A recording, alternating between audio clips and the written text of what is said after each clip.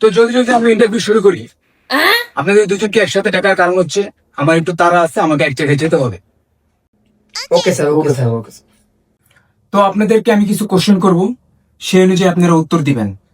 যার উত্তর আমার কাছে বেশি ভালো লাগবে, যাকে আমি কোম্পানির যোগ্য মনে করব, তাকে আমি আমার কোম্পানিতে নিয়োগ দেব। তো বলুন, আমাদের কোম্পানিকে এগিয়ে নিয়ে যাওয়ার জন্য আপনারা কে কি করবেন? এটা তো খুব সিম্পল স্যার।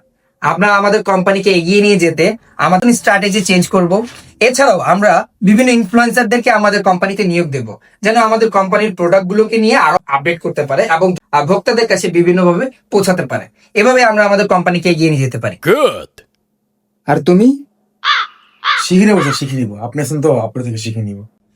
আচ্ছা বলো তো, আগামী 2 বছরের মধ্যে আমরা কিভাবে কোম্পানিকে এগিয়ে নিয়ে যেতে পারি?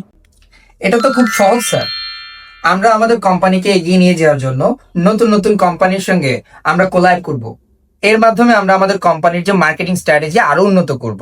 এছাড়াও আমরা আমাদের কোম্পানিতে নতুন নতুন লোকবল নিয়োগ করব, যেন আমাদের কোম্পানির প্রোডাক্টিভিটি নলেজ আরো বৃদ্ধি পায়।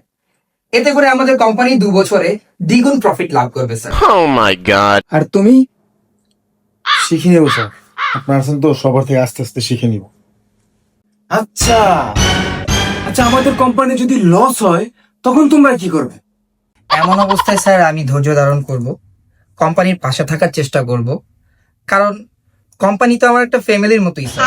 বিপদে আপদে যেমন আমি আমার পরিবারের পাশেই থাকি, কোম্পানির পাশেও থাকবো স্যার। আচ্ছা তুমি কি করবে? শিখে নেবো স্যার, সবার থেকে আস্তে আস্তে শিখে নিবো। আজ থেকে তুমি আমাদের কোম্পানিতে জয়েন করতেছো, অভিনন্দন। আর আমি স্যার তুই চাপাক, শুধু খালি আমার কোম্পানি এটা করবো ওইটা করবো। আর তোরা যদি আমার কোম্পানিতে রাখে তুই 2 দিন পরে যদি আমার চেয়ার তুই দখল করে নিবি, আমার একটু ব্যালেন্স থেকে জান তো ভাগ, তোর মন চাকরি তুই বাইরে সিকিউরিটি नहीं अरे नहीं भाई